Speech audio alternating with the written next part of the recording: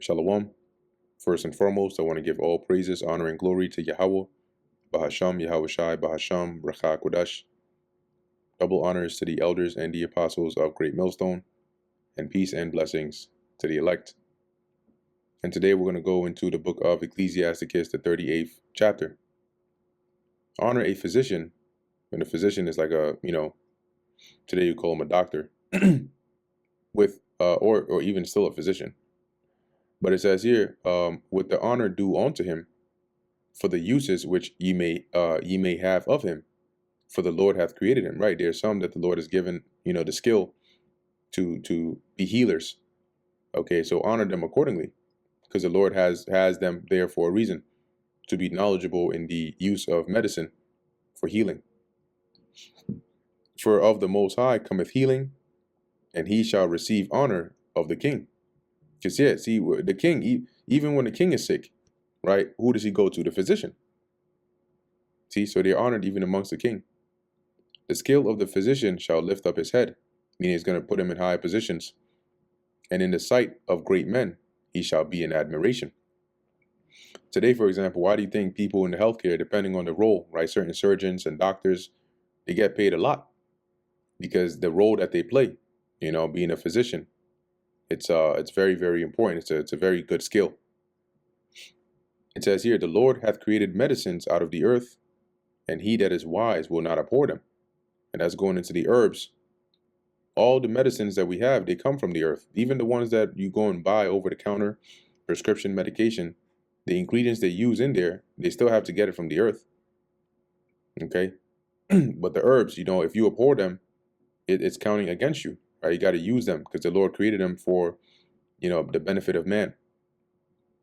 Was not the water made sweet with wood, that the virtue thereof might be known? Right? It's going back to the wilderness, when the Lord had Moses, cast that branch, into the water and made it sweet. It was safe to drink again. Right? And that showed the power of the Lord. Right? But also shows, through the casting in of that herb into the water, the miracle that the Lord did, but he used that illustration. It says here, and he hath given men skill, that he might be honored in his marvelous works.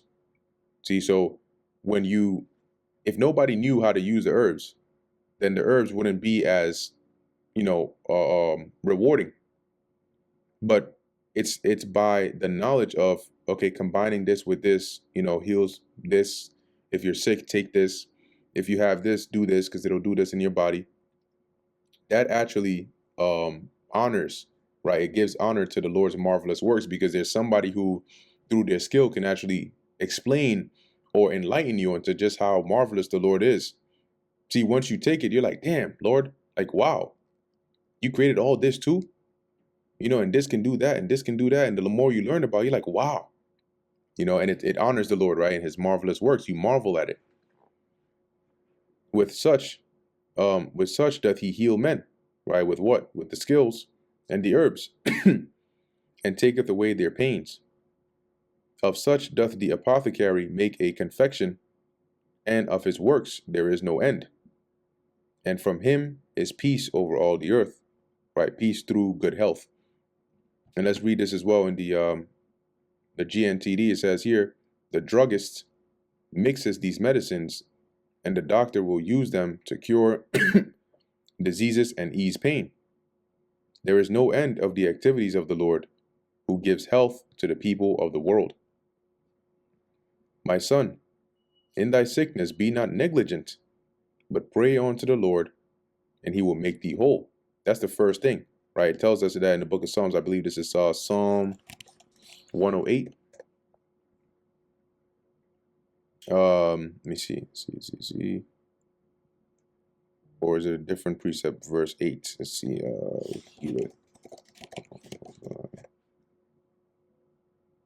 Psalm 103, verse 3. Right. It says, this is the Lord, right? Verse 2. Bless the Lord, O my soul, and forget not all his benefits, who forgiveth all thine iniquities, who healeth all thy diseases. Right? That comes from the Lord. So when you're sick, first thing you should do is pray. Okay, and he will make you whole.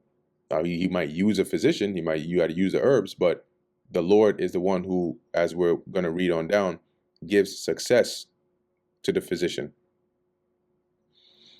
Leave off from sin and order thine hands aright, right? Set your mind right and your strength to do what's right, and cleanse thy heart from all wickedness, right? Repent of whatever iniquity you may have been doing. And that might have been what warranted that judgment on you. Give a sweet savor and a memorial of fine flour, that's an offering to the Lord, and make a fat offering as not being. Okay, so that's let me read that here in the GNTD. It says, offer incense and grain offering as fine as you can afford.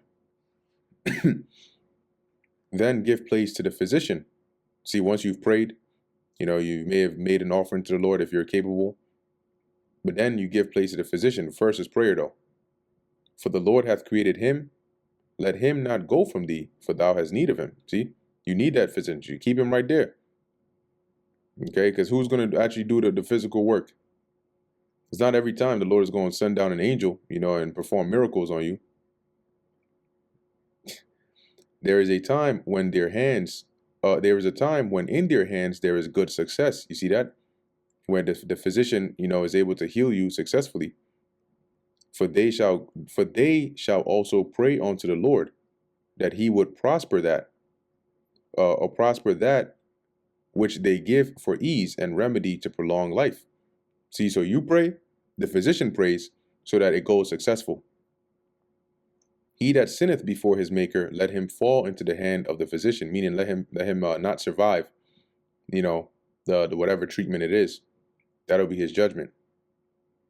My son, let tears fall down over the dead, so weep for the dead, mourn, and begin to lament, as if thou hadst suffered great harm thyself.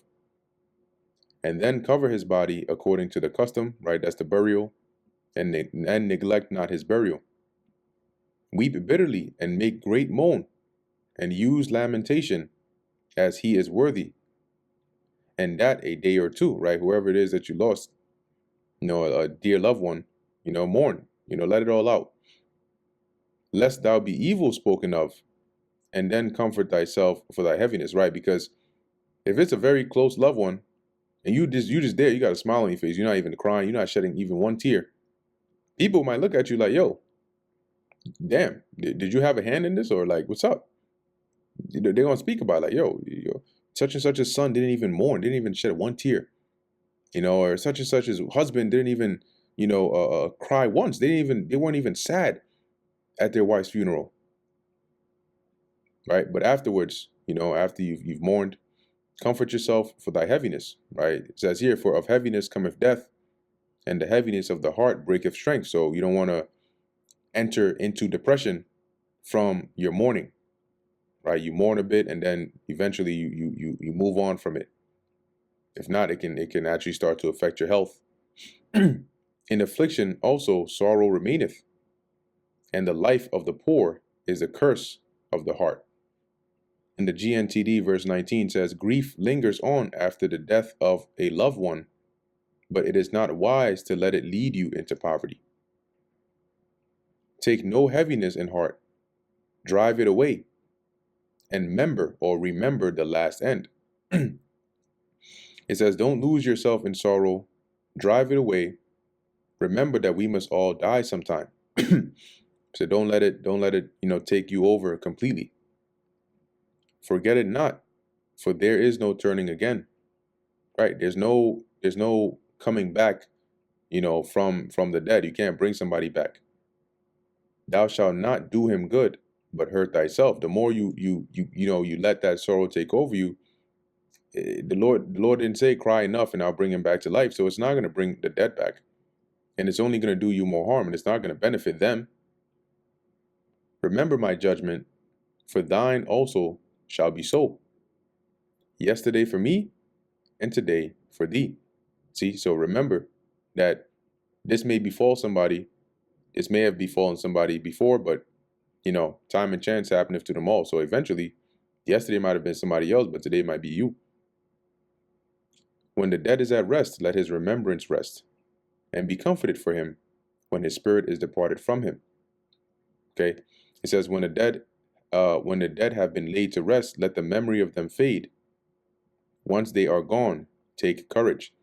Now, it doesn't mean go and forget about them completely, but you have to be able to, with balance, continue on with life. The wisdom of a learned man cometh by opportunity of leisure, and he that hath little business shall become wise. Right? The more time he has, the more he can learn. But and if he doesn't have much work, then he can spend more time to learn. How can he get wisdom that holdeth the plow? Right? That's a working man. And that glorieth in the gold. So the one that holds the plow, right? He's the one, the husbandman. He's breaking up the earth, with the plow, or he glorieth with the gold. And this is what the gold looks like. It was used to direct or discipline cattle, like that. Okay, so usually when you're driving, as it's called, the cattle or the oxen, right? You use to guide and drive the cattle of oxen during plowing. That's when you're working. So it's describing, somebody that's working, that driveth oxen and is occupied in their labors, and whose talk is of bullocks, because that's his job. That's what he thinks about. That's what he does. That's what he spends most of his time doing. How can he gain wisdom? Because his time is occupied in work. He giveth his mind to make furrows, which are the lanes, right, in the earth to plant the seeds, right? Furrows. This is what it looks like. Oops. Right, these. Okay, these are the furrows. It says here, he giveth his mind to make furrows, and is diligent to give the kine fodder, right, to feed his cattle. So every carpenter and workmaster that laboreth night and day, and they that cut and grave seals, and are diligent to make great variety, and give themselves to counterfeit imagery, and watch to finish a work. Right, the GNTD for this verse, it says, it is the same with the artist and the craftsman, who work night and day engraving precious stones, carefully working out new designs. They take great pains to produce a lifelike image, and will work far into the night to finish the work. So they don't have time to acquire wisdom. The smith also, sitting by the anvil, considering the ironwork, right, that's the area where he does his job, where he has the furnace, right, considering the ironwork, the vapor of the fire wasteth his flesh, right, it burns, it's hot, and he fighteth with the heat of the furnace. The noise of the hammer and the anvil is ever in his ears, right? He's constantly smiting, the piece of work, the metal part. It says, and his eyes look still upon the pattern of the thing that he maketh. He setteth his mind to finish his work, and watcheth to polish it perfectly. So doth the potter, sitting at his work, and turning the wheel about with his feet. Right? If you look at a potter and how they work, potter making pottery, you'll see they have something by the foot, and they step on it, and it it spins, so that they can then use that. If you watch a video of it, you'll see what I'm talking about. There's a little paddle that they step on, and it spins the wheel as they shape the clay, or the whatever it is that they're trying to make. So it says, and turning the wheel about with his feet, who is always careful, set at his work, and maketh all his work by number. It says, it is the same with the potter, sitting at his wheel, and turning it with his feet, always concentrating on his work, concerned with how many objects he can produce. He fashioneth the clay with his arm, and boweth down his strength before his feet. He applieth himself to lead it over, or to let it over, and he is diligent to make clean the furnace. Verse 30 says, he works the clay with his feet until he can shape it with his hands. Then he takes great pains to glaze it properly, and will work far into the night to clean out the kiln, which is the furnace. All these trust to their hands, and every one is wise in his work. Without these cannot a city be inhabited, and they shall not dwell where they will, nor go up and down. Right. So they're needful. You need to have them in society. It says here, without such people, there could be no cities. No one would live or visit where these services were not available. They shall not be sought for in public council, nor sit high in the congregation. They shall not sit on the judge's seat, nor understand the sentence of judgment. They're not. You're not going to catch a pot, you know, a silversmith or somebody that makes pottery or a potter, right, in the public council or sitting in the congregation and making judgments, in the judge's seat. No, that's not his job. Right? It says here, they cannot declare justice and judgment, and they shall not be found where parables are spoken. But they will remain in the state, or they will maintain the state of the world, and all their desire is in the work of their craft. Reading that in the GNTD, it says here, but the work they do holds the world together. When they do their work, it is the same as offering prayer. Right? But it's important, right? They're still needful for society. And that brings us to the end of the book of Ecclesiasticus, the 38th chapter. Lord willing, that was edifying to the elect. In closing, I want to give all praises, honor, and glory to Yahweh, Bahasham Yahushai, Bahasham Rakha Kodash. Until next time, Shalom.